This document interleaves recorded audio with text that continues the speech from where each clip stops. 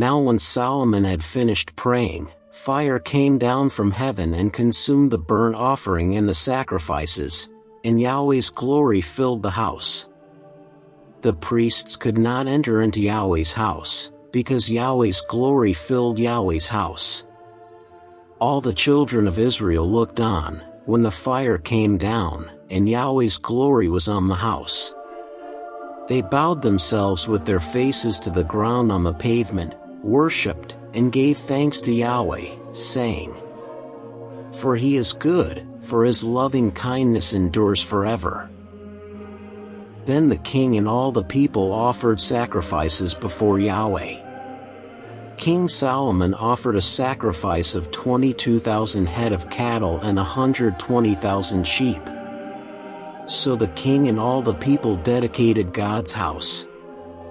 The priests stood, according to their positions. The Levites also stood with instruments of music of Yahweh, which David the king had made to give thanks to Yahweh. David had praised God by their ministry, saying, "For his loving kindness endures forever." The priests sounded trumpets before them, and all Israel stood. Moreover, Solomon made the middle of the court that was before Yahweh's house holy, for there he offered the burnt offerings and the fat of the peace offerings, because the bronze altar which Solomon had made was not able to receive the burnt offering, the meal offering, and the fat. So Solomon held the feast at that time for 7 days, and all Israel with him, a very great assembly, from the entrance of Hamath to the brook of Egypt. On the 8th day, they held a solemn assembly, for they kept the dedication of the altar 7 days, and the feast 7 days. On the 23rd day of the 7th month, he sent the people away to their tents, joyful and glad of heart for the goodness that Yahweh had shown to David, to Solomon, and to Israel his people. Thus Solomon finished Yahweh's house and the king's house, and he successfully completed all that came into Solomon's heart to make in Yahweh's house and in his own house. Then Yahweh appeared to Solomon by night, and said to him, "I have heard your prayer, and have chosen this place for myself for a house of sacrifice.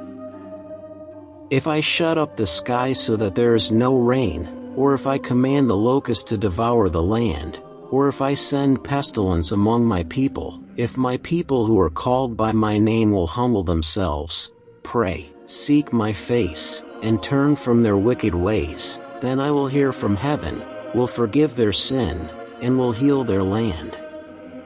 Now my eyes will be open and my ears attentive to prayer that is made in this place.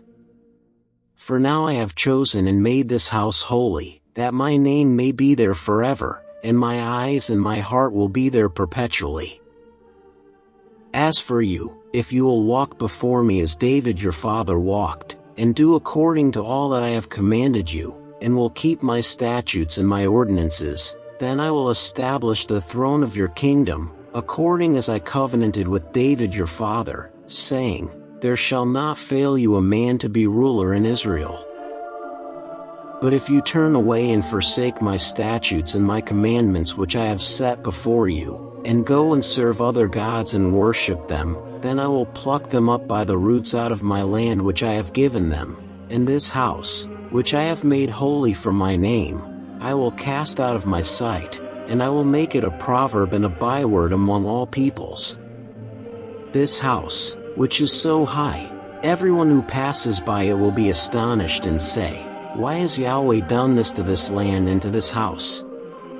They shall answer, Because they abandoned Yahweh, the God of their fathers, who brought them out of the land of Egypt, and took other gods, worshipped them, and served them. Therefore he has brought all this evil on them.